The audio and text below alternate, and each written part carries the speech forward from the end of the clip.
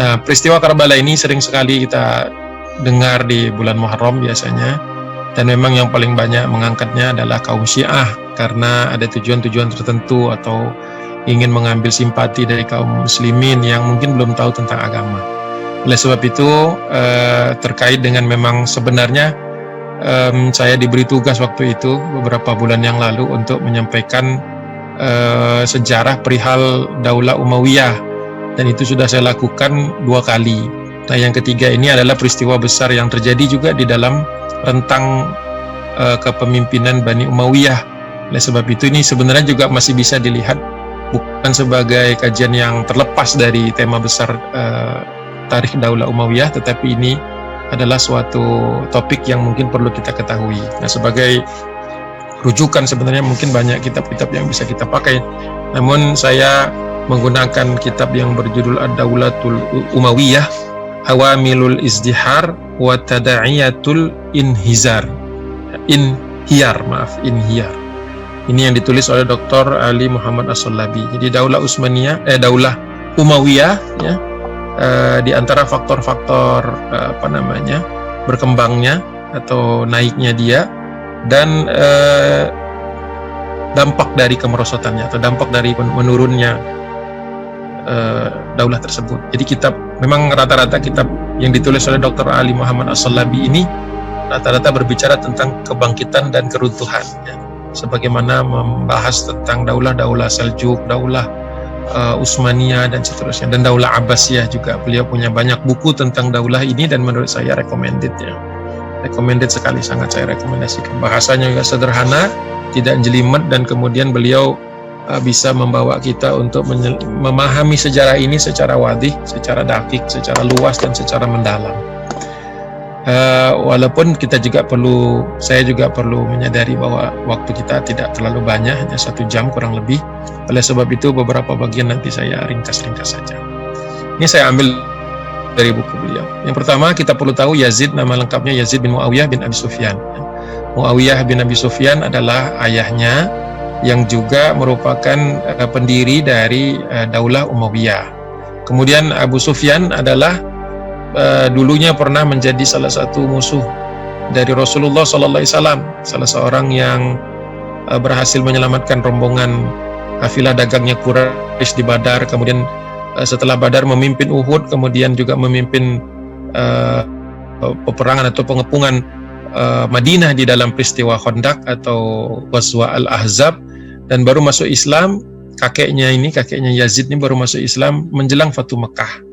Jadi ini perlu diketahui. Kemudian neneknya bernama Hindun binti Utbah bin Rabi'ah.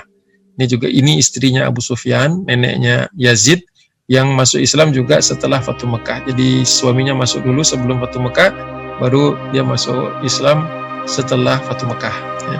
Sebelumnya merupakan musuh Islam yang sangat fanatik, bisa dikatakan seperti itu. Namun setelah masuk Islam juga menjadi pembela kaum muslimin yang juga berjasa dalam beberapa futuhat di Syam. Kemudian ibunya sendiri bernama Maisun binti Bahdal Al-Kalbiyah, yang melahirkannya sekitar tahun, perbedaan ulama ini ada tahun 25, ada tahun 26, ada tahun 27.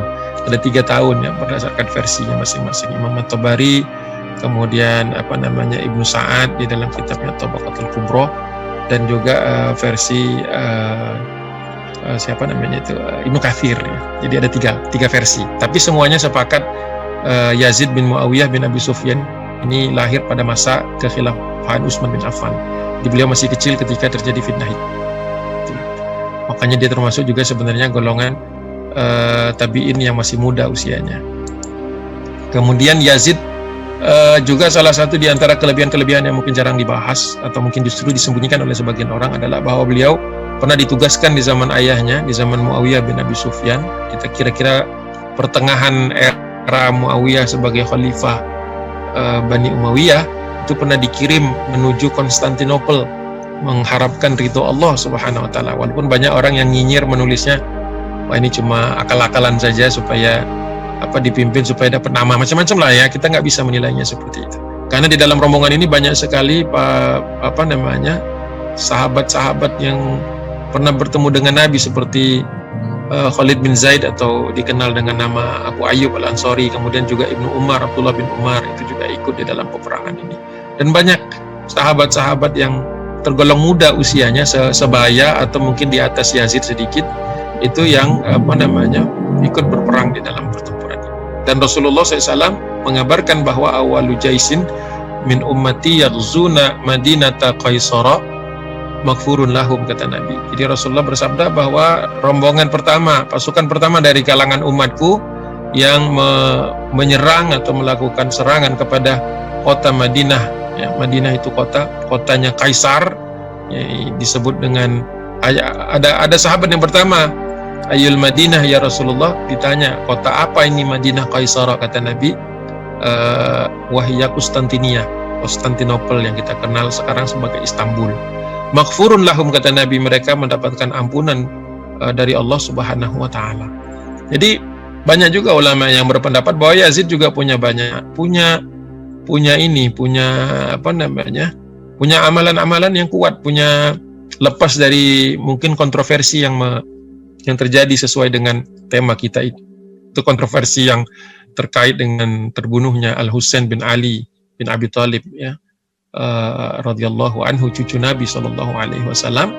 Namun kita juga perlu mencatat, tidak boleh kita membuang bahwa Yazid juga punya amalan-amalan, punya keutamaan-keutamaan sebagaimana diriwayatkan oleh para ahli hadis. Nah, Muawiyah belajar dari peperangan yang terjadi antara dia dengan Ali bin Abi Thalib, dengan ayah dari ayah dari Al-Husain, kakek dari Al-Husain itu,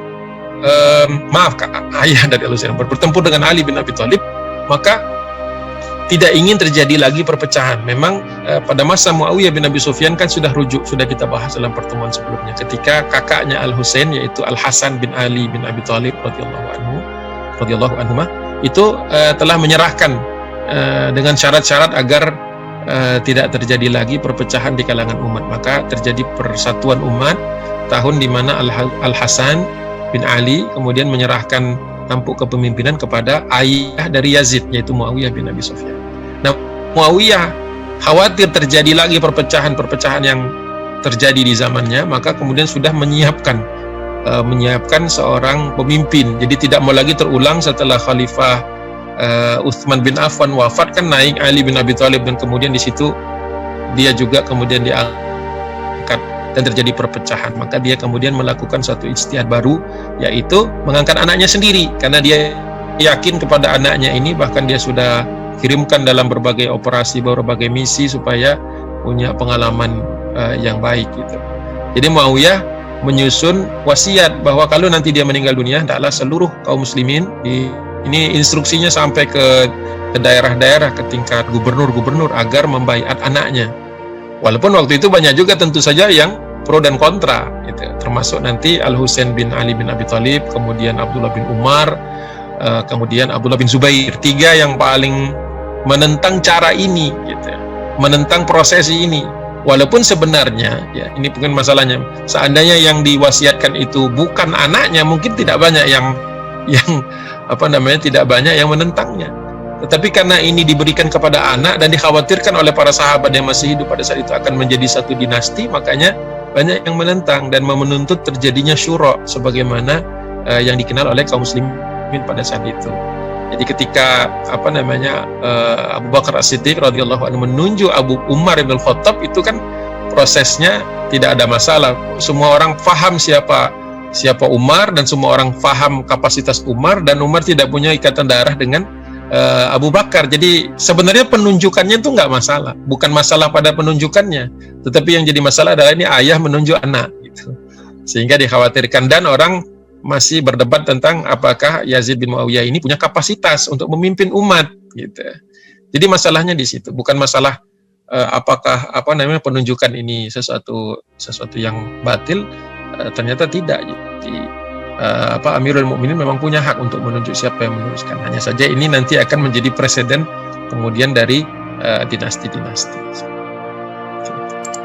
Nah, Yazid bin Muawiyah waktu masih kecil, jadi sebelum ayahnya wafat itu sudah ada. Jadi ayahnya sudah bikin semacam wasiat gitu. Jadi sebelum dia meninggal, Nah, ketika wasiat itu dibuat, yang paling vokal menentang ini adalah Al-Husain bin Ali bin Abi Thalib radhiyallahu anhuma, Abdullah bin Zubair bin Awam radhiyallahu anhuma. Ini huma semua nih, karena ayahnya adalah sahabat-sahabat besar ya. Abdullah bin Umar bin Khattab ini juga radhiyallahu anhuma. Ya, jadi semuanya pernah bertemu dengan Nabi SAW dan menjadi sahabat statusnya.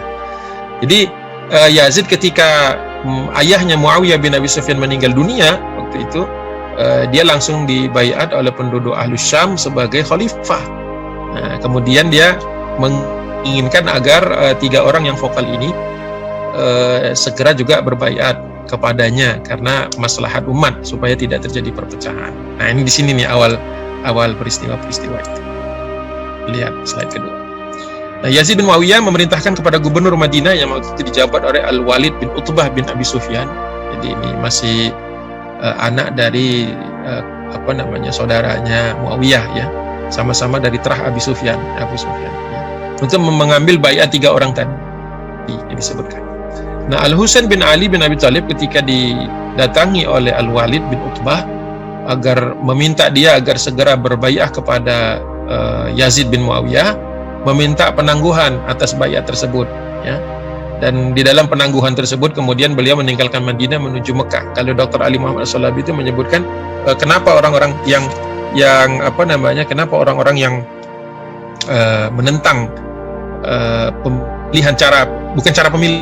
menentang pemilihan Yazid, bukan caranya ya yang ditentang, tetapi Yazidnya ini nih, kualitasnya gitu ya, dan hubungan dia dengan Muawiyah sebagai anak. Itu kenapa mereka kemudian menuju Mekah, karena waktu itu diyakini bahwa Mekah tidak mungkin menjadi suatu tempat yang akan terjadi kekacauan. Jadi mereka ke Mekah dengan konteks bahwa ada ayatnya itu lupa tadi saya tulis saya baca tetapi saya highlight. Kenapa menuju Mekah itu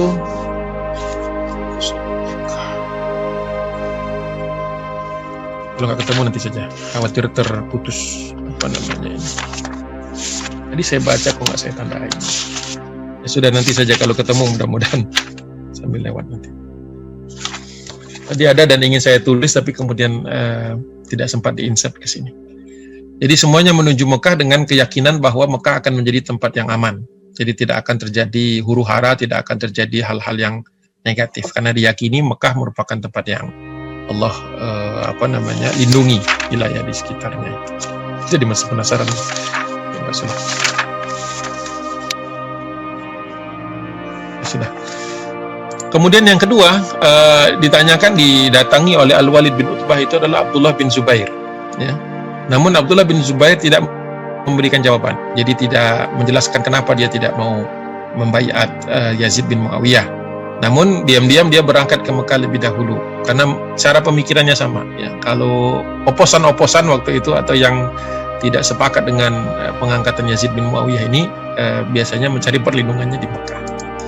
Dan yang ketiga Abdullah bin Umar atau Ibnu Umar itu tidak berangkat dia ke Mekah, tapi dia hanya mengatakan kalau Al-Husain bin Ali bin Abi Thalib dan Abdullah bin Zubair sudah membaiat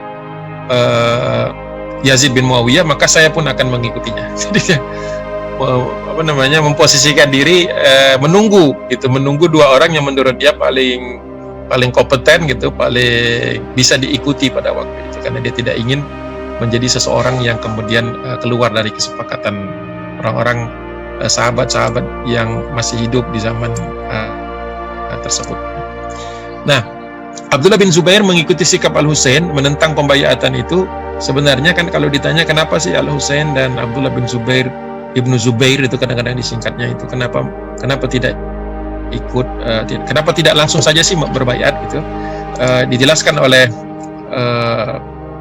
Dr. Ali Muhammad Shalabi, karena mauqiful Husain, sesungguhnya posisi Husain itu min bai'ati Yazid bin Muawiyah wa mauqiful mu'arid. Sebenarnya posisinya itu adalah posisi sebagai oposan, jadi mengkritisi dengan cara-cara yang memang diizinkan di dalam Islam ya. Nah, hanya saja ketika tadinya hanya Al-Husain saja yang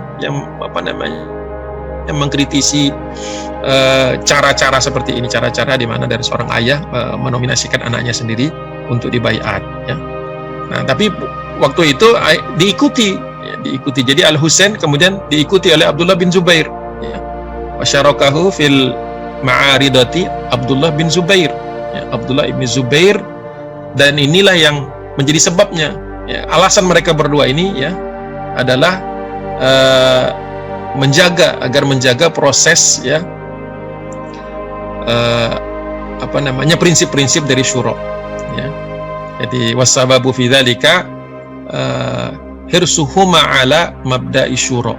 Jadi mereka itu punya keinginan agar prinsip syura itu terus terjaga.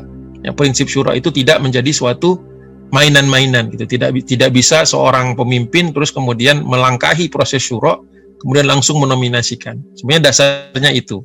Walaupun nanti di berbagai pandangan nanti dijelaskan oleh Ibnu Taimiyah, ada pandangan orang yang mengatakan ini prinsipnya bugot. Pokoknya orang yang menentang itu bugot. Pokoknya orang yang menentang pemimpin yang sah menurut mereka itu adalah bugot. Sederhana itu melihatnya. Nanti kita coba lihat lagi setelah ini. Kemudian peristiwa yang kemudian menjadikan ini runyam. Selama di Mekah waktu itu sebenarnya Yazid bin Muawiyah belum melakukan move apa-apa. Jadi Al Husain dan Ibnu Zubair itu mencari suaka di Mekah, dan waktu itu belum ada keputusan apa-apa dari Yazid bin Muawiyah. Bahkan Yazid sebenarnya cenderung kepada pendekatan persuasif, ya. Dia mewarisi pandangan ayahnya yang memang mencoba mendekati orang untuk menemukan titik temu di antaranya. Jadi belum ada move sama sekali yang dilakukan oleh beliau, tidak sebagaimana yang disangkakan oleh orang-orang Syiah biasanya. Nah, permasalahannya timbul adalah ketika dari Kufah muncul surat yang dikirimkan kepada Al Husain, ya, agar Al Husain mencari suaka di tempat mereka saja. Nah, ini di sini menurut saya mungkin salah satu di antara kelemahan yang bisa kita analisis, bahwa sudah diketahui bahwa Kufah ini dahulu juga merupakan tempat permasalahan, ya, ketika di zaman Khalifah Utsman bin Affan radhiyallahu anhu, termasuk daerah yang waktu itu berhasil dimobilisasi oleh Abdullah bin Saba. Jadi ada Basra, ada Kufah, ada Fustat. Nah, Kufah ini terkenal sebagai tempat agitasi, tempat membakar isu-isu yang terjadi di dunia Islam pada saat itu. Nah, tapi surat ini kemudian sampai kepada Al Husain bin Ali bin Abi Thalib, dan Al Husain kemudian menugaskan Muslim bin Uqail, tapi saya bacanya itu Aqil, tapi di beberapa tempat ditulisnya Uqail, ya. Tapi ini Aqil bin Abi Thalib. Kita tahu Abu Thalib kan punya 4 anak, Thalib, Aqil, Ja'far, dan Ali. Nah, jadi ini kakaknya Ali bin Abi Thalib, kakak nomor 2 dari atas, ya. Jadi anak dari kakaknya Ali bin Abi Thalib. Di Muslim bin Uqail ini kemudian diperintahkan oleh Al Husain, ya, untuk pergi ke Kufah mencari kejelasannya. Harusnya itu nggak perlu sebenarnya kalau menurut saya gitu. Nggak usah datang ke Kufah, karena Kufah ini sudah punya track recordnya buruk sekali. Dulu juga pernah menjadi pusat istilahnya pemberontakan atau kerusuhan di zaman Utsman bin Affan, dan kemudian juga ketika Ali bin Abi Thalib datang ke sana juga mereka tidak memberikan dukungan yang penuh kepada Ali bin Abi Thalib, sehingga mengakibatkan hal-hal yang negatif. Namun ya inilah sejarah, tidak bisa kita sangkal, ya, bahwa itu terjadi. Jadi Al Husain mengirim Muslim bin Uqail atau Aqil kepada menuju ke Kufah. Nah, ketika sampai di Kufah, dicarilah tempat yang sekiranya bisa memberikan kejelasan sebenarnya berapa banyak orang yang mendukung dan bagaimana pendukungan mereka. Ya, tinggal di rumah Aussajah, yang namanya Aussajah, seseorang yang diyakini sebagai diyakini sebagai orang yang sebenarnya tidak punya pengaruh gitu. Jadi orang yang hanya menampung saja saran-saran atau pendapat-pendapat orang-orang Kufah. Nah, berdasarkan keterangan dari Aussajah ini di Kufah ini terdapat 12.000 penduduk Kufah katanya yang siap berbaiat kepada Al Husain kalau Al Husain datang ke Kufah. Harusnya segera jadi tanda tanya, bagi rombongan Al Husain untuk kenapa berangkat ke Kufah hanya atas dasar dukungan orang-orang ini. Dan ini akan mengulang lagi, sebenarnya akan mengulang lagi proses yang yang dikhawatirkan oleh berbagai pihak, yang terjadinya peperangan dan kemudian meruncingnya masalah. Nah, Yazid bin Muawiyah kemudian melihat bahwa, mendapatkan informasi bahwa Al-Husain mengirim Muslim bin Aqil ke Kufah, maka dia segera mengganti gubernurnya, karena Gubernur An-Nu'man waktu itu dianggap kurang efektif untuk menjadi mata dan telinga lah di Kufah, di Irak ya. Diganti dengan orang yang nantinya akan punya peran besar terhadap malapetaka ini atau fitnah ini, yaitu Ubaidullah bin Ziyad, yang sebelumnya adalah gubernur dari Basrah, dipindahkan ke Kufah. Basrah di agak selatan posisi. Nah, Ubaidullah bin Ziyad ini punya ambisi-ambisi tentu saja sebagai seorang gubernur yang ingin menjadikan Irak itu seperti satu kegubernuran besar gitu. Dia punya obsesi untuk menjadi pemimpin, dan itu dari surat-surat yang kemudian dituliskannya itu menunjukkan bahwa dia sebenarnya tidak mau kompromi dengan Al-Husain. Nantinya kita lihat sebentar lagi. Nah, Ubaidullah bin Ziyad ini datang ke Basrah, datang ke Kufah dari Basrah itu menyamar, dia datang itu menyamar, dan dia memposisikan dirinya layaknya Al-Husain. Jadi dia sebenarnya ini memang tactician ya, atau seorang yang punya kemampuan politik yang unggul gitu. Ketika dia datang, dia memposisikan seolah-olah dia Al-Husain.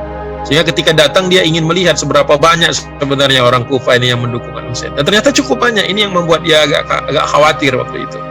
Jadi ketika dia masuk ke Kufah, banyak orang-orang yang mengeluh-elukan dia. Ini menunjukkan dua hal. Satu, kehebatan Ubaidullah dari aspek politik, bahwa dia mengukur sebenarnya berapa banyak orang yang benar-benar simpati kepada Al-Husain. Di sisi yang lain, ini menunjukkan bahwa orang Kufah ini sebenarnya ignorant gitu. Orang Kufah ini semangat tapi mungkin kurang pinter gitu. Kurang pinter dalam arti bahkan mereka tidak bisa membedakan mana Al-Husain, mana Ubaidullah gitu.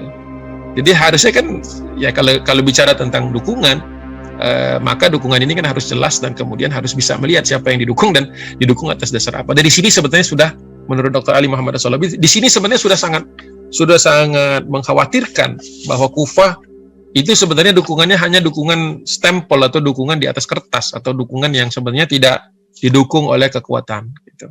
Atau kalau didukung hanya oleh segelintir orang saja. Namun peristiwa terus bergulir. Ubaidullah bin Ziyad kemudian mencari di mana Muslim bin Aqil. Dia bisa tahu namanya Muslim bin Aqil. Itu juga merupakan bukti dari jaringan intelijen yang kuat kan. Di zaman Muawiyah waktu itu dibuatlah kemudian Diwan Al-Barid.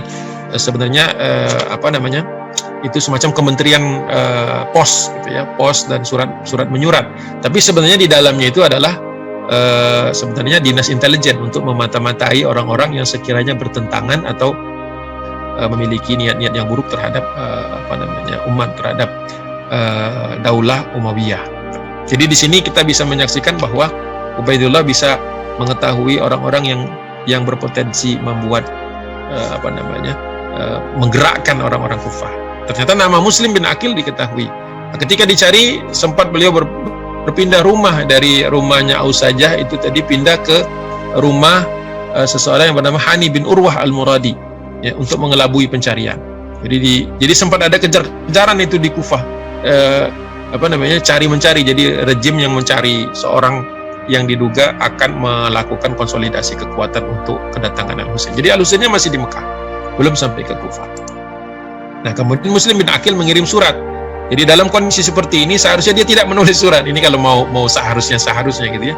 Dia menulis surat kepada Al-Husain mengatakan ada 12.000, padahal dia sendiri belum memastikan dengan baik apa betul 12.000 ini solid atau cuma angka yang diinflasikan, angka-angka yang dibesar-besarkan. Kita tahu kan kadang kalau lagi survei itu kan angka bisa dinaikkan, bisa diturunkan sesuai dengan pesanan gitu kan. Mau angkanya kelihatan besar atau kelihatan kecil bisa diatur. Nah, di sini mungkin salah satu kesalahan lagi ya, kekeliruan, bahwa Muslim bin Aqil dalam kondisi dia masih dikejar-kejar oleh Ubaidullah, kehidupannya masih sebenarnya masih terancam, tapi dia sudah mengirimkan surat mungkin supaya Al-Husain segera datang, mungkin bahwa dia mengatakan ada sekitar 12.000 penduduk Kufah yang siap untuk membela dirinya. Nah, disinilah kemudian satu langkah lagi sulit untuk diputar baliknya. Nah, Ubaidullah bin Ziyad akhirnya mengetahui tempat persembunyiannya dan dikejar dan dicari, tapi sudah menghilang. Dan Hani bin Urwah Al-Muradinya juga menghilang. Ini nama-nama yang kalau kita cari orang-orang ini tidak jelas sebenarnya asal usulnya. Ini juga yang menjadi perhatian dan menjadi catatan kita bahwa terkadang ada orang-orang yang muncul entah dari mana tiba-tiba memberikan seolah-olah memberikan angin segar, tetapi ternyata sebenarnya jebakan. Itu juga yang perlu kita waspadai. Jadi, nah keduanya dipanggil namun lolos, dan Muslim bin Aqil akhirnya di dalam salah satu riwayat bisa mengerahkan 12.000. Apakah angkanya betul-betul 12.000 atau hanya sebuah buat-buatan saja, kita tidak akan pernah tahu. Ya, tapi waktu itu mengepung istana Ubaidullah bin Ziyad. Ya, mungkin bukan istana, tapi mungkin juga istana, karena memang orang-orang di zaman Muawiyah bin Abi Sufyan memang mendirikan beberapa istana di luar kota. Jadi Ubaidullah bin Ziyad itu punya semacam rumah besar gitu ya, mungkin disebut istana, qasr ya. Qasr itu ya bisa disebut istana juga, bisa disebut benteng juga. Ya, itu dikepung oleh orang-orang Kufah yang dipimpin oleh Muslim bin Aqil dan Hani bin Urwah, gitu. Dikepung. Nah, kalau kita lihat secara sepihak, sebenarnya Ubaidullah bin Ziyad ketika dikepung itu tenang, ya, dalam keadaan tenang sekali. Ya. Karena apa? Karena ternyata dia sudah melakukan PR-nya, istilahnya, sudah menyelesaikan apa-apa yang harus dia lakukan sebagai pemimpin daerah yang baru. Ternyata dia sudah mengkonsolidasikan, dia sudah menghubungi seluruh kepala suku di Kufah itu dan melobi mereka, atau sebagian lagi mereka itu ditekan agar menarik dukungannya. Ternyata dari 12.000, asumsinya memang jumlahnya seperti itu, tidak dibesar-besarkan. Ternyata dari 12.000 itu ternyata berkurang, akhirnya tinggal sedikit sekali. Nah, ini yang memang dikhawatirkan oleh para sahabat. Orang-orang Kufah ini banyak ngomongnya gitu, tapi nggak bisa direalisasikan. Sampai akhirnya sangat sedikit sehingga Ubaidullah bin Ziyad kemudian dengan mudah mengalahkannya dan menangkap dan mengeksekusi Muslim bin Aqil dan Hani bin Urwah. Nah, ini nanti yang akan menjadi masalah yang menyebabkan Al-Husain tidak bisa mundur dari peristiwa ini. Jadi Muslim bin Aqil ini kan sebenarnya masih Ahlul Bait, karena Aqil bin Ali bin Abi Thalib, Aqil bin Abi Thalib itu juga masih keluarga cabang dari keluarga Ali bin Abi Thalib, masih bisa dikatakan dekat dengan keluarga Ali bin Abi Thalib. Nah, Al-Husain bin Ali hendak berangkat ke Kufah, ya, sudah siap berangkat ke Kufah, karena asumsinya waktu itu surat itu sampai sebelum kabar tentang gagalnya konsolidasi Muslim bin Aqil di Kufah. Jadi surat itu sampai kepada Al-Husain bin Ali, dan dengan berbekal surat itu beliau berangkat. Nah, di sini titik penting berikutnya adalah sahabat-sahabat yang ada di Mekah, termasuk yang ada di Madinah, itu mengirimkan surat dan kemudian menasihati agar Al-Husain bin Ali bin Abi Thalib radhiyallahu anhu ini tidak berangkat ke Kufah, karena mereka sudah mencium gelagat-gelagat buruk kalau berangkat ke Kufah. Nah, disinilah mungkin sesuatu hal yang tidak bisa dihindari lagi, ya, karena dalam hal ini sebenarnya para sahabat sudah menasihati. Di dalam buku Dr. Ali Muhammad As-Sulabi itu saya temukan yang menasihati secara langsung Muhammad bin Al-Hanafiyah. Ini juga salah seorang dari anaknya Ali bin Abi Thalib, di saudara tirinya Al-Husain, ya. Kemudian dari Abdullah bin Abbas, juga memang tinggal di Mekah, juga menasihatinya untuk tidak berangkat. Abdullah bin Umar bin Ibn al-Khattab juga menasihatinya untuk tidak berangkat. Abdullah bin Zubair sendiri, yang menurut Dr. Ali Muhammad As-Sulabi itu paling sering difitnah. Katanya, ya, buku-buku Syiah itu sering mengatakan untuk sekaligus memfitnah ini adalah dengan, mana tadi saya sudah tulis di sini. Nah, di sini ditulis oleh beliau, bukan ini. Karena Abdullah bin Ibn Zubair ittahamatuhu ba'da riwayati dha'ifah.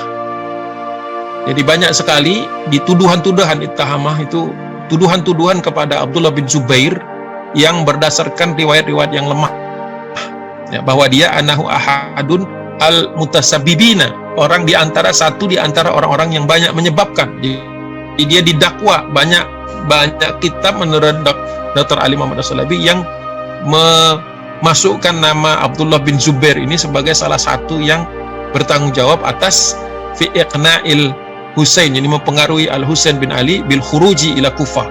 Jadi mungkin selama ini saya juga sering membaca bahwa Az-Zubair bin Awam itu, Abdullah bin Zubair bin Awam, anak dari Az-Zubair bin Awam, itu bertanggung jawab atas berangkatnya Al-Husain Tapi ternyata tidak.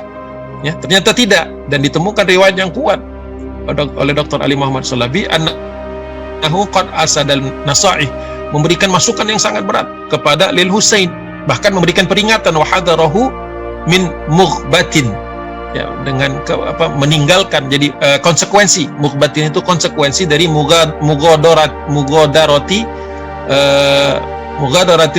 Makkah. Jadi konsekuensi dari meninggalkan, ya, membuat dirinya tidak ada di Mekah, wa dhahabi ila Kufah. Jadi kita lihat di sini bahwa Abdullah bin Zubair itu bahkan sudah memberikan teguran yang keras, nasihat yang keras, nasihat yang berat, sekaligus juga peringatan kepadanya, memberikan peringatan terhadap konsekuensi yang bisa terjadi kalau dia meninggalkan Mekah menuju Kufah. Di pertanyaan dia, aina kemana kau mau pergi? Kemana kau mau pergi? Gitu. Jadi, tapi ini pertanyaan retorika, karena sudah diketahui dia mau berangkat ke Kufah. Ya. Ila qaumi qatalu abaka wa ta'anu akhaka. Apakah engkau akan pergi menemui kaum yang telah menyebabkan terbunuhnya bapakmu? Ini merujuk kepada Ali bin Abi Thalib. Dan apakah engkau juga akan berangkat kepada kaum yang telah menikam atau apa istilahnya, mengkhianati dari saudaramu, yaitu Al-Hasan? Jadi sudah nggak bisa lebih keras lagi daripada itu. Ya, mungkin lebih keras lagi adalah engkau tuh mau dijebak. Jadi sahabat juga sudah bisa melihat kalau keberangkatan ini hanyalah sebatas jebakan. Jebakan oleh siapa?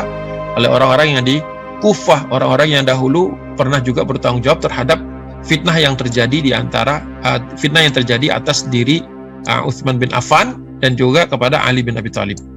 Ya. Jadi menarik di sini Dr. Ali Muhammad Shalabi mengklarifikasi bahwa Abdullah bin Zubair itu tidak bertanggung jawab sebenarnya atas keberangkatannya. Nah, ini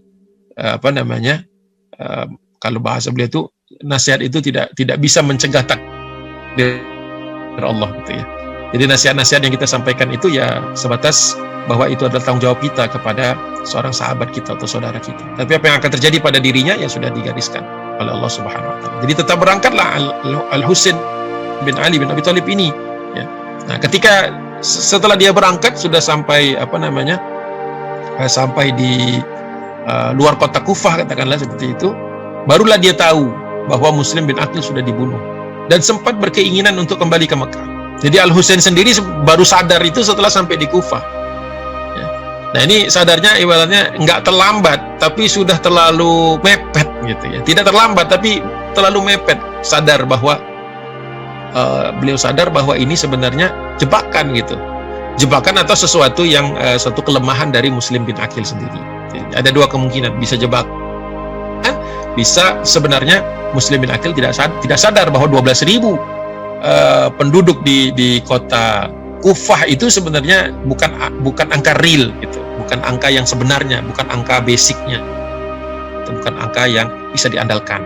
Ya, terbukti ketika Al-Husain datang, ternyata Muslim bin Aqil sudah dieksekusi atas dakwaan sudah menghasut, dan memang betul gitu, maksudnya betul itu memang sudah terbukti dia menggerakkan massa.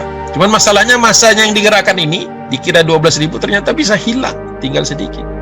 Ini diantara yang perlu kita waspadai ya saat ini juga, ketika umat digadang untuk sesuatu gitu yang kemudian dikumpulkan oleh seseorang atau sekelompok orang yang kita tidak kenal, tidak tahu, tidak berwujud, ya perlu kita waspadai. Apalagi di era media sosial ini kan banyak sekali berita-berita yang katanya A1. Ya kalau beritanya, saya sederhananya begini, berita A1 itu tidak mungkin disampaikan lewat medsos gitu. Ada teman nanya, Ustaz gimana nih berita A1 katanya begini. Saya bilang, kalau A1 kok bisa sampai ke antum ya gitu. Kalau A1 tuh nggak mungkin nyampe gitu. Ya kita ini siapa gitu, kok bisa sampai ke tangan antum? Ya sudah viral, kalau viral bukan A1 gitu. Bahkan justru kita harus curigai sebagai kontra intelijen, usaha untuk memutarbalikkan sesuatu. Jadi ketahuilah kalau A1 itu tidak akan nyampe ke orang-orang. Nah, mungkin A1 bocor gitu udah berapa itu kalau bocor? A4, A5, A6 itu sudah diputarbalikkan. Jadi sebenarnya peristiwa-peristiwa ini sudah menunjukkan kepada kita bahwa kehati-hatian itu memang penting. Jangankan kelas kita, kan kelas cucunya Nabi pun bisa terjebak dalam keadaan-keadaan seperti ini.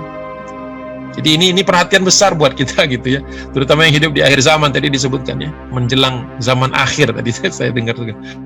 Ngeri juga karena di akhir zaman memang banyak pemutarbalikan fakta, termasuk yang kemudian membuat umat Islam ini menjadi gegabah, menjadi kurang berhati-hati.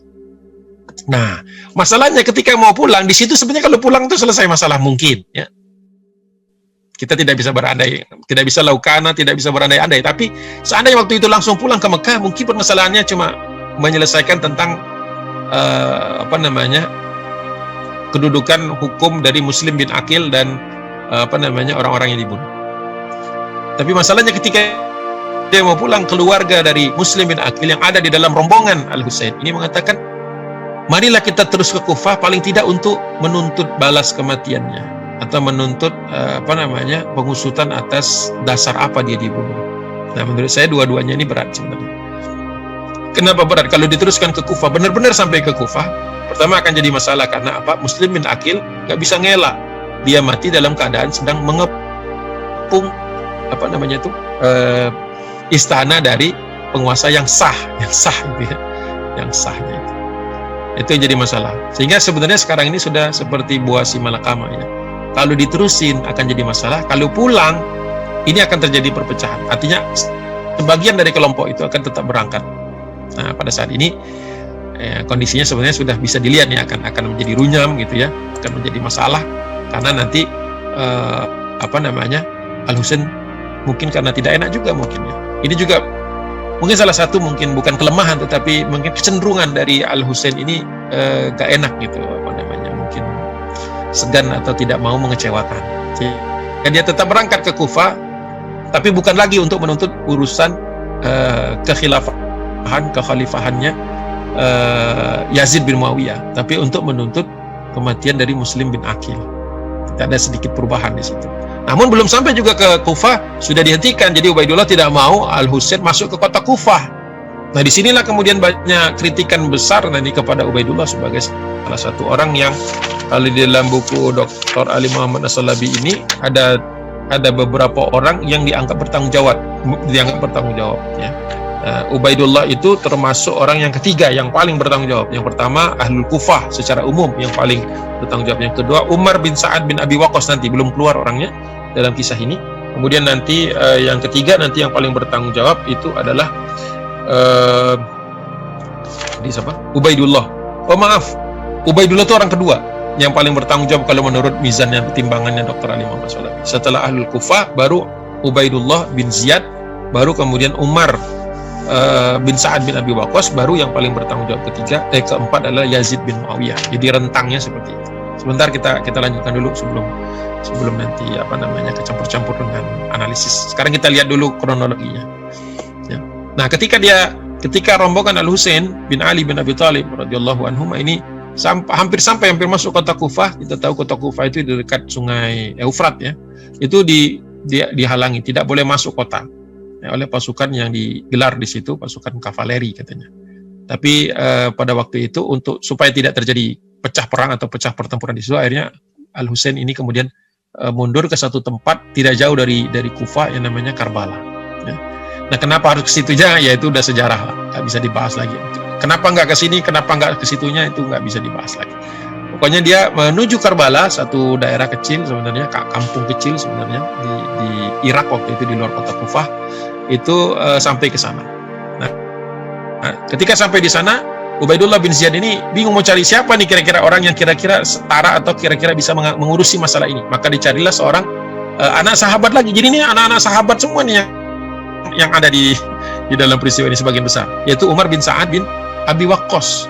Jadi anaknya Sa'ad bin Abi Waqqas. Sa'ad bin Abi Waqqas kan salah satu di antara ahlul jannah kan, sebagaimana Ali bin Abi Thalib, Az-Zubair bin Awam juga. Ini anak dari sahabat-sahabat yang dijamin masuk surga. Jadi ya anaknya ya mungkin nggak sama persis dengan bapaknya gitu, tapi ya paling tidak memiliki kelebihan dari keturunan itu. Nah, Umar bin Sa'ad waktu itu sebenarnya sudah menolak. Jadi Umar bin Sa'ad bin Abi Waqqas waktu itu sebenarnya sudah diperintahkan untuk berangkat. Dia punya agenda sendiri, punya perintah sendiri, berangkat ke daerah Dailam. Dailam itu di daerah Iran lah sekarang. Ya, menuju ke sana dalam rangka jihad fisabilillah. Nah, ketika itu di stop pasukannya, disuruh ke Waktu itu dia sudah punya feeling buruk sebenarnya, dan dia minta ditugaskan yang lain. Jangan ke Karbala, karena tahu di Karbala ini bukan perang yang antara muslimin dengan pihak luar, tetapi ini urusan internal yang akan jadi berat nanti timbangannya. Dan betul, ternyata kekhawatiran itu beralasan, ya. Tapi dia ditolak, dia tetap ditugaskan untuk ke Karbala karena dianggap adalah salah seorang yang, ya, Sa'ad bin Abi Waqqas, bapaknya juga dekat dengan Ali bin Abi Thalib. Jadi Al-Husain juga dekat sebenarnya dengan Umar bin Sa'ad bin Abi Waqqas, kenal lah paling tidak sebagai anak-anak para sahabat waktu itu. Nah, ketika Umar bin Sa'ad alhamdulillah berhasil bertemu dengan Husain di Karbala, jadi sempat terjadi dialog. Jadi nggak seperti Syiah dikatakan langsung disikat habis, nggak ada ngomong-ngomong lagi. Itu kan kalau ceritanya begitu, ribuan orang dibariskan, kemudian pasukan itu tidak dikasih kesempatan untuk berdialog. Sempat berdialog, sempat terjadi dialog yang beradab gitu. Karena Umar bin Sa'ad bin Abi Waqqas dengan Al-Husain bin Ali bin Abi Thalib itu kan sama-sama anak sahabat. Mereka kecil-kecilnya ketemu. Jadi ibaratnya kayak teman gitu, ya. Kebetulan yang satu memimpin rombongannya, yang satu lagi panglima, yang sebenarnya tugas dia hari itu atau bulan itu atau tahun itu sebenarnya bukan untuk ngurusin ini. Pasukannya disiapkan sebenarnya untuk berjihad di Dailam. Dailam itu daerah perbatasan, sudah jauh dari situ, mau berangkat. Ya inilah namanya takdir kan, siapa yang mau dalam posisi yang berat itu. Nah, ketika dialog ini tercetuslah dari Al-Husain tiga usulan. Yang pertama, menganggap masalah ini tidak ada, selesai masalahnya, jadi dia mau pulang ke Madinah, tidak jadi ke Kufah, berhasil mendamaikan juga untuk masalah nanti saja menyelesaikan masalah ini kalau sudah jelas, sudah clear, sudah ada baiat, baru kemudian nanti diminta untuk investigasi masalah pembunuhan Muslim bin Aqil. Itu satu. Jadi dia sudah bisa mendamaikan orang-orang di dalam, ya. Ini kan sebagian dari rombongan Al-Husain ini kan adalah orang-orang yang menginginkan, waduh, Muslim bin Aqil dibunuh, gimana kita kok nggak bela nih. Nah, itu sudah berhasil diredam oleh beliau. Atau kalau nggak bisa nerima yang itu, memberikan izin untuk pergi ke Syam. Jadi waktu itu Al-Husain sudah siap untuk berbaiat dengan syarat dia berbaiatnya langsung, nggak mau lewat perantara, ya. Harus langsung ketemu dengan Yazid bin Muawiyah. Ingin berangkat ke Dimashq, itu kan jauh, nanti dari Irak ke Syam itu kan jauh. Jadi minta kawalan lah, untuk dikawal supaya aman untuk sampai ke sana. Ya, ini juga mungkin dalam rangka meredam supaya bisa bertemu langsung. Karena mungkin Al-Husain bin Ali bin Abi Thalib radhiyallahu anhuma mungkin merasa kalau ada sesuatu yang mungkin salah diterjemahkan. Jadi dia ingin ketemu langsung kepada pengambil kebijakan tertinggi, yaitu Yazid bin Muawiyah. Atau pilihan ketiga, kali itu tidak diizinkan juga, tidak boleh balik ke Madinah, tidak boleh ke Syam untuk bertemu dengan Khalifah Yazid, atau katanya minta dikirimkan ke suatu daerah yang jauh, ya, di perbatasan, karena tahu Umar bin Sa'ad kan mau berangkat ke tempat yang jauh, minta diajak ke tempat yang jauh dan udah ditinggalkan saja di mana gitu, dan dia akan melupakan semuanya ini. Jadi pada pilihan waktu itu sudah ada kekhawatiran nih, kalau sampai bertempur lagi, sampai ada korban lagi, bukan berarti dia takut mati gitu. Cucu Nabi tentu saja tidak takut dengan mati dan kematian, khawatir terjadi terjadi fitnah yang akan dimanfaatkan oleh orang-orang lain. Jadi sebenarnya Al-Husain tidak selugu yang disebutkan banyak orang. Sudah melihat taktis, sudah melihat masalah ini ke depan, ya, lihat masalah ini ke depan. Dan Umar bin Sa'ad waktu itu memfasilitasi, dia setuju. Tidak ada satupun dari tiga ini yang menurut dia aneh. Semuanya bagus. 1, 2 maupun 3. Walaupun kalau boleh dipilih, yang paling melegakan sebenarnya poin kedua. Bisa bertemu, bisa orang melihat lagi kan, sebagaimana Al-Hasan dulu bertemu kakaknya Al-Husain, bisa ketemu dengan Muawiyah kan, bapaknya dari Yazid. Selesai urusan. Mungkin itu yang ahsan gitu. Kalau seandainya kita ibaratnya bisa mundur waktu dan bisa merekonstruksi sejarah, tapi kan nggak bisa. Masalahnya ketika waktu itu Umar bin Sa'ad karena merasa dia di bawah secara hierarki di bawah dari Ubaidullah bin Ziyad, maka dia laporkan ke Abdullah bin Ziyad. Ini loh pilihannya, ya. Jadi dia asumsinya husnuzon bahwa Ubaidullah pasti akan memilih yang bagus. Nah, masalahnya Ubaidullah ini dekat dengan orang yang bernama Syamr bin Dzil Jauzi. Ini juga orang yang kalau ditelusuri adalah orang yang tidak jelas atau orang yang mungkin punya kepentingan-kepentingan. Ini masalahnya kan ketika pemimpin punya lingkar-lingkar yang orang-orangnya mungkin tidak sesoleh dia. Jadi Ubaidullah bin Ziyad cenderung tidak menerima ketiga usulan itu. Bahkan dia membalik keputusan pertama, yaitu dia minta Al-Husain untuk menghadap dia. Nah, tentu saja ini menimbulkan masalah karena apa? Bukan salah satu di antara tiga pilihan itu. Kalau menghadap kepada Al-Husain bisa runyam karena kita tidak tahu apakah akan diapakan di Kufah kan? Ada masalah itu. Yang kedua juga Al-Husain merasa, nah ini mungkin salah satu catatan sejarahnya, merasa tidak akan selesai kalau ketemu Ubaidullah saja. Harusnya langsung ketemu kepada Yazid. Ya harusnya karena kita melihatnya dari jauh dan setelah ribuan tahun peristiwa itu terjadi. Ya. Nah, karena kemudian ditolak oleh Ubaidullah bin Ziyad, maka dipaksa jadi Umar bin Sa'ad tadi kembali ke Karbala dan memaksa agar Al-Husain kemudian ikut dia menemui Ubaidullah di Kufah. Nah, itu yang kemudian terjadi polemik di situ. Kenapa? Karena Al-Husain sendiri tidak mau bertemu dengan Ubaidullah, tapi Ubaidullah juga tidak mau mengabulkan salah satu dari tiga syarat yang ditawarkan oleh Al-Husain. Akhirnya terjadilah bentrok. Nah, bentrok itu banyak versinya. Ada yang mengatakan pasukan dari Al-Husain juga menyerang dahulu gitu karena tidak menerima perlakuan seperti itu. Ada juga yang mengatakan ini elemen unsur dari dalam pasukan yang dipimpin oleh Umar bin Sa'ad ini sendiri yang memang ingin menimbulkan kerusuhan lebih lanjut dan menyerang lebih dahulu. Tetapi intinya adalah pada hari itu di tanggal 30 Muharram ya. Tanggal berapa Muharram?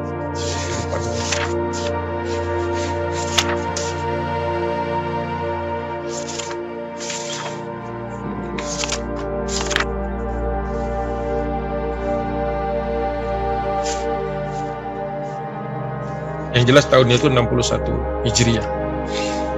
Tahun 61 Hijriah, 10 Muharram maaf. 10 Muharram, ya Asyura. 10 Muharram tahun 61 Hijriah. Dan peperangannya tentu saja tidak seimbang karena pasukan kavaleri yang tadinya mencegah di Kufah dikerahkan juga, pasukannya Umar bin Sa'ad bin Abi Waqqas juga dikerahkan. Dan dua pasukan besar itu tentu saja bukan match secara kuantitas, secara kesiapan, dan banyak juga dari rombongan Al-Husain bin Ali ini rombongan keluarga. Ini yang menimbulkan banyak kesedihan. Yang sedih bukan hanya orang Syiah, kita juga sedih dengan wafatnya anaknya, cucunya Nabi SAW dan keluarganya dan keluarga yang dibawanya. Ini juga memang kesedihan bersama, bukan kesedihan orang Syiah saja, bukan milik mereka kesedihan ini, tetapi kita bisa menyikapinya dengan cara penyikapan yang berbeda. Nah, para ulama sepakat, para sejarawan sepakat bahwa memang kepala Al-Husain itu dipenggal dan kemudian dibawa kepada Ubaidullah bin Ziyad, dan kemudian ada riwayat-riwayat dhaif yang mengatakan kepala itu juga dibawa ke Damaskus. Tetapi Dr. Ali Muhammad As-Salabi cenderung pada mengatakan tidak, hanya berhenti di Ubaidullah bin Ziyad saja. Bahkan ketika kabar itu sampai kepada Yazid bin Muawiyah, beliau menangis mendengar kabar bahwa Al-Husain sudah dibunuh. Bahkan menurut beliau itu tidak sesuai dengan apa yang dia inginkan. Ya, kalaupun terjadi pertempuran, tetapi haruslah Al-Husain ini ditangkap saja, tidak harus dibunuh. Ya, dan bahkan kalau bisa keluarga ini semuanya ditangkap saja, dan kemudian nanti dicarikan solusi yang manusiawi. Tapi ini rantainya terlalu jauh. Yazid bin Muawiyah di Damaskus, kemudian sekian ribu kilometer di Kufah ada Ubaidullah bin Ziyad yang dekat dengan orang yang tidak dikenal. Kemudian Ubaidullah memerintahkan kepada Umar bin Sa'ad, dan Umar bin Sa'ad juga punya orang-orang yang tidak semuanya bisa dia kendalikan. Jadi pertempuran di Karbala itu memang di luar kendali orang-orang yang seharusnya bisa mengendalikannya. Ini mungkin di antara kekurangan yang terjadi sehingga sempat menimbulkan kegusaran dan kekhawatiran dari Yazid bin Muawiyah karena terbunuhnya Al-Husain ini bukan sesuatu peristiwa yang sederhana. Maka kemudian dicatat di situ bahwa belum sempat saya tulis di sini bahwa Yazid bin Muawiyah langsung mengirimkan ganti rugi dan uang diat dan sebagainya, hadiah-hadiah kepada keluarga Al-Husain yang ada di Madinah.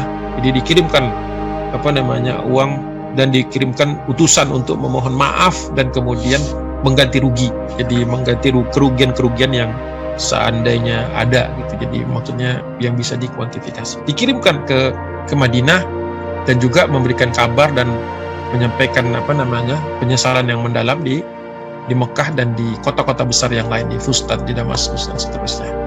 Itu yang mungkin menjadi catatan. Ya.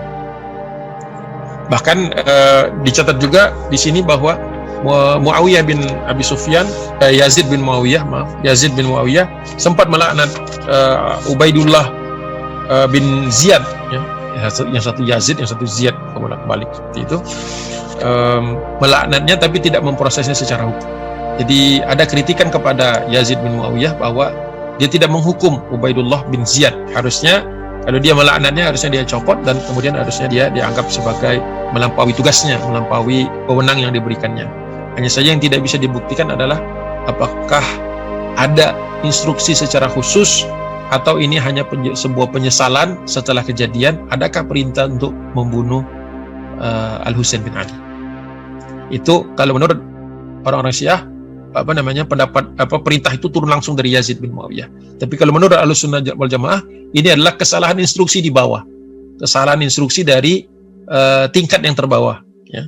Tapi memang tanggung jawabnya dibebankan kepada paling utama itu Ubaidullah bin Ziyad sebagai pemimpin atau pengelola langsung di lapangan, sebagai pemimpin langsung di Kufah.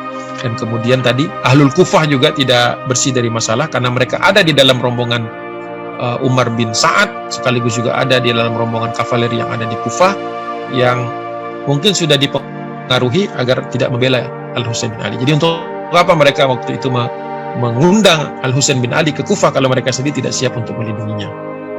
Dan itu suatu penyesalan yang tidak mungkin kita kembalikan lagi.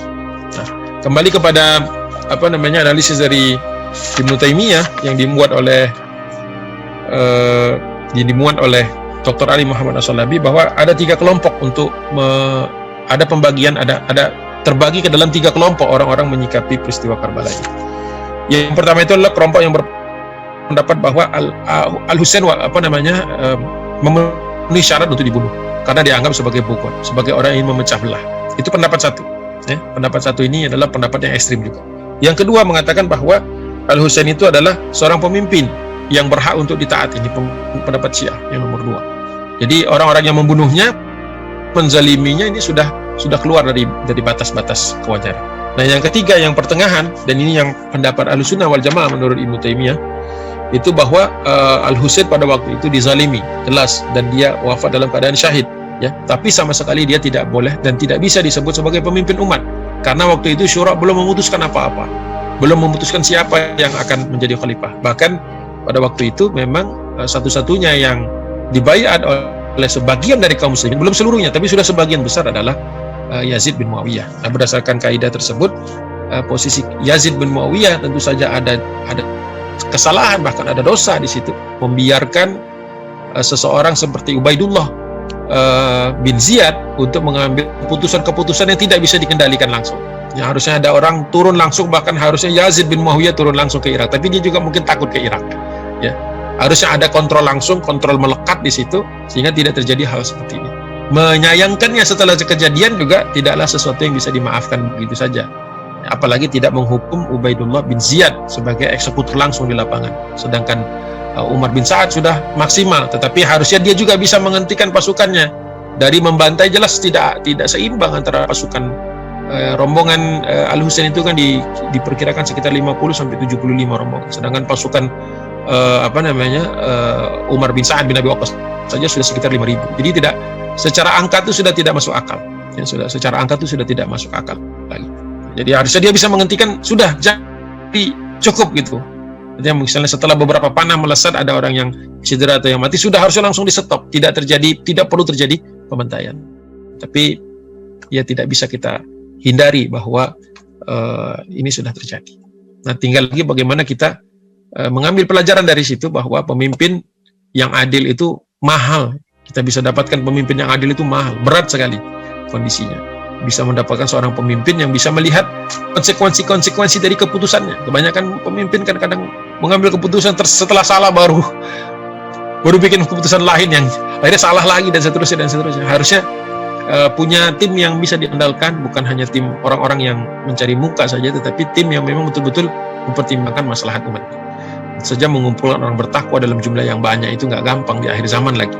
Ya, jadi pelajarannya untuk kita adalah berhati-hati menyikapi perkembangan politik gitu ya, dan juga berhati-hati ketika melihat ada unsur-unsur yang tidak jelas bermain di tengah-tengah umat yang bisa menjerumuskan umat ke kondisi yang lebih buruk lagi. Kondisi sudah buruk tapi bisa jadi lebih buruk lagi karena fitnah-fitnah itu. Itu mudah-mudahan kita menjadi orang-orang yang menjaga umat ini dari fitnah yang bisa disebabkan oleh keputusan yang kita ambil. Nah, mudah-mudahan itu yang bisa saya share di hari ini. Mudah-mudahan ada manfaatnya. Billahi taufiq wal hidayah. Assalamualaikum warahmatullahi wabarakatuh.